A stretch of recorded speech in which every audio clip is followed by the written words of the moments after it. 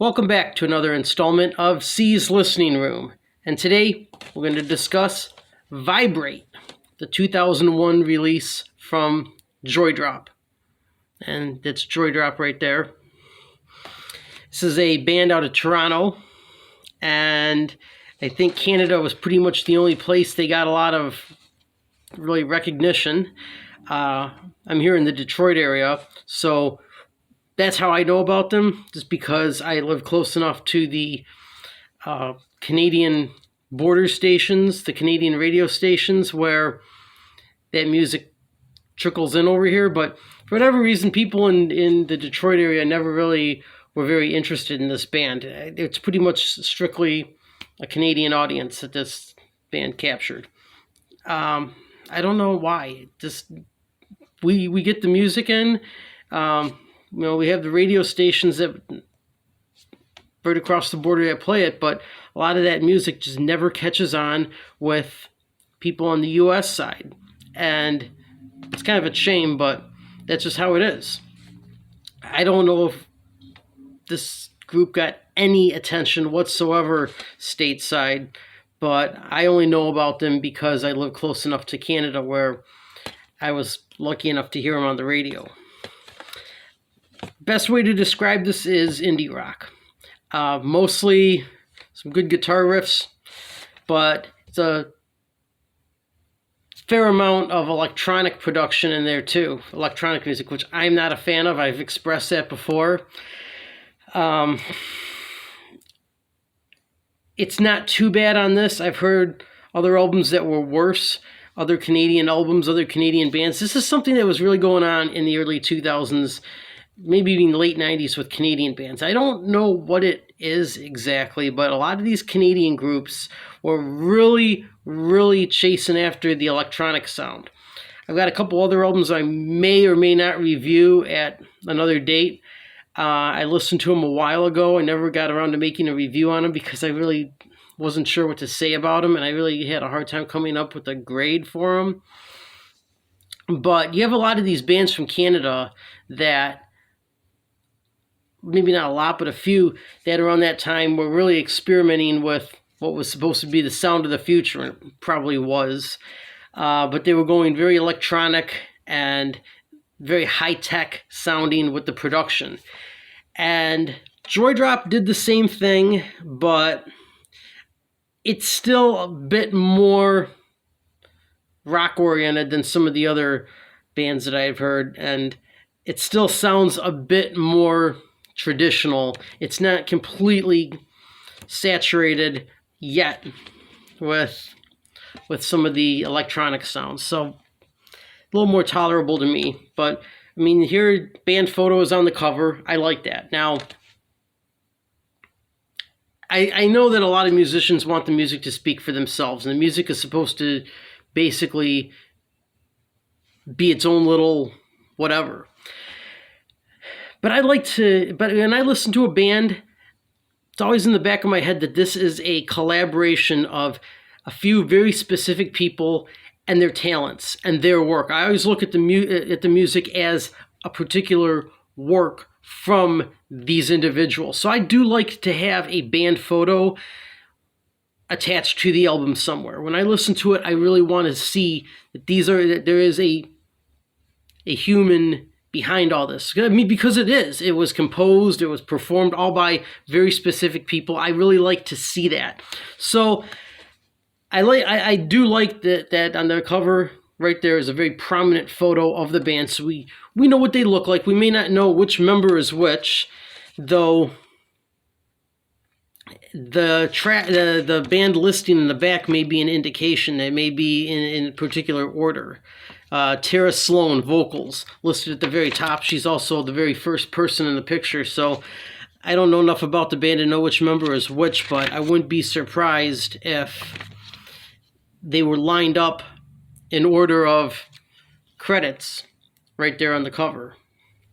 But I like the cover because, first of all, I think there's a little bit of an indie rock or a rock look to it. I think people looking at it will know that, okay, this is a band.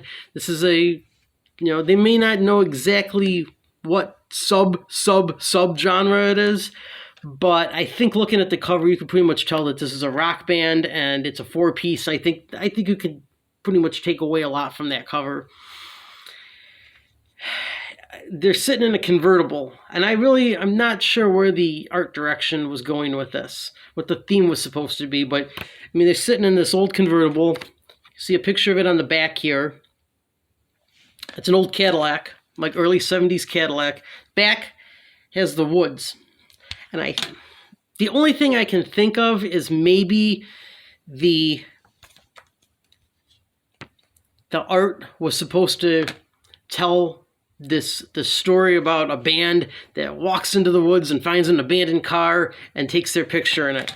But if you look at the back picture, you can see there's a parking sticker on the car, and it's not real dirty. It's not covered in a lot of sap. It's not covered in leaves. So it obviously was just driven onto a photo site and probably driven away immediately afterwards. So it wasn't like they found this abandoned car. It's obviously been driven pretty recently. But what's interesting is this is not a band that you associate with cars, with automobiles. It's not like one of those bands that sings a lot about cars. It's not a band that would include cars in their imagery. And they're from Toronto. I mean, they probably, for all we know, they probably use a lot of mass transit, and they probably drive like little subcompact cars. So the music and the band themselves are not really one that I would think of or associate with big old Cadillac convertibles. But there's a really, really good booklet. This booklet is very in-depth, very detailed. Anything you want to know about the band, anything you want to know about the album is all listed in here.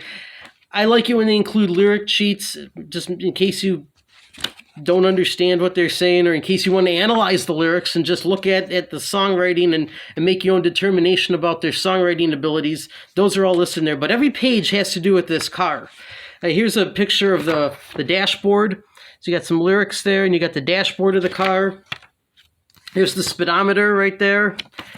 This one's a picture of a leather seat. More dashboard pictures, more pictures of the leather seat. Here's first page is a big picture of the leather seat again. So they're really emphasizing this car, and I mean, I can understand, like, people love getting these big old American cars and using them as kind of photo backdrops. They put them in videos a lot. They kind of play a supportive role in the imagery of these indie rock bands. But this is prominent. I mean, we've got this really in-depth booklet with lyrics on every page, and band members thanking individual people. It's all the credits here, and they're really, really, really zoomed in on this old Cadillac for some reason. And I mean, this isn't really the band that I would associate with strong vehicle imagery. This is, as I said, being from Toronto, I would imagine that they probably would not be driving around going from parallel parking spot to parallel parking spot to very tight parking spot, and so on and so forth in this big old car. But it's just it's interesting. I like that there's a lot of color. It's a nice color booklet, but the imagery, I'm not sure I understand. It's cool. It's a cool car. I mean, I wouldn't mind having an old Cadillac like that, but I don't really understand the real emphasis of it in the booklet. But most important is the cover, and I think the cover does get across what you really need to from it, that this is a 4-piece. Definitely, you can tell they're a rock band. But as far as the music goes, I like track 1, Thick Skin. I think that's probably one of the best examples of the band's overall sound. It's got some good guitar riffs in it, but it's got a little bit of that electronic thing. Throughout the album, you get a lot of that. Some of it's better than others. They say I'm not really big into electronic music, so that's kind of hurting it for me a little bit. I don't like American Dream Girl. I particularly dislike that song. I don't like it for the same reason that I'm disappointed with a lot of the 90s and early 2000s era ska or ska punk music. And that is, it's got kind of a fake accent. An obvious, blatant fake accent. She's kind of got that snarling thing going on, and like that whole British punk rock type thing is what it reminds me of. And I don't really like that. I like it when you have a little bit more of your natural voice inflection. It's just too fake for me. So I'm not really big into that particular song. First half of the album's pretty good. Track 3, Sometimes Wanna Die, big radio hit. That was the one that they played. That was the one off this album that they played on our stations here. That's the one that most of us here on the Michigan side of the border would have been familiar with if we listened to the right radio stations. Very good song, one of the best on the album, one of the best that I know of this band. I think they released one before this, at least one album before this, but I would say this, they had a song, is it Beautiful or Beautiful Like Me, which was pretty good, but I would say this song is better. I think I like All Too Well, which is also off previous album. I like that one a little bit better, but Sometimes Wanna Die, good song.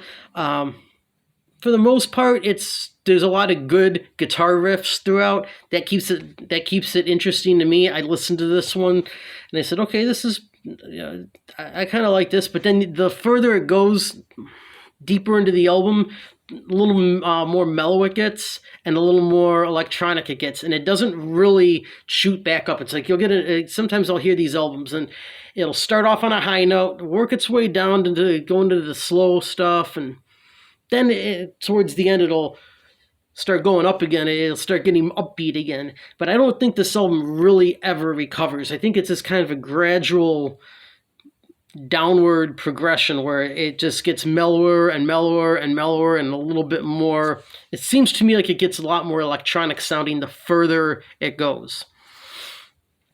And these guys are really good when they are playing like guitar-driven rock. They're great. They're great at the guitar-driven rock. And I don't understand why a lot of these groups that are great as a very upbeat, kind of fast-paced guitar band, always feel, why so many of them feel the need to have all these mellow tracks and experimental tracks. I just think they lose themselves. I just don't think it's what most of these bands are good at. It's not what I want to hear from them.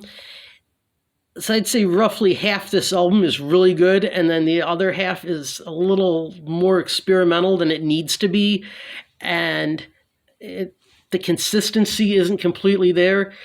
I do have a big crush on Tara Sloan's voice. I don't know how else to explain that.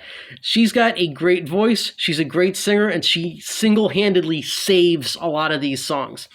The songs that I really would not normally like, I can tolerate because of her voice. Most of the time she's using her regular voice, except for that second track. But I just wish they would have stuck to something, stuck to the guitar stuff, and not felt the need to really, really get into the electronic movement thing that so many of these bands were doing. But it's not to say it's a terrible album.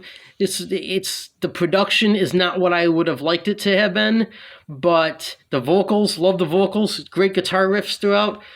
I'll give this 3.5. It could have easily been a 4 if it was a little more raw and a little less overproduced. Certainly doesn't bring to mind an old Cadillac convertible. The car that they so enthusiastically feature on every page of the booklet is something that I would more associate with rockabilly or blues.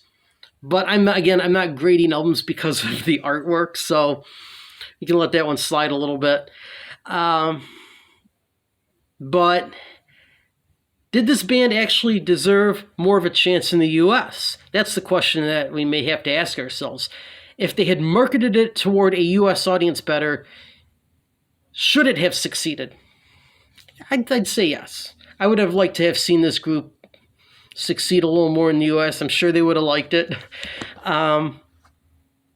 Honestly, not a bad record. Not 100% to my taste, but I would say probably 70%, something that towards where I tend to lean. My taste is all over the place, but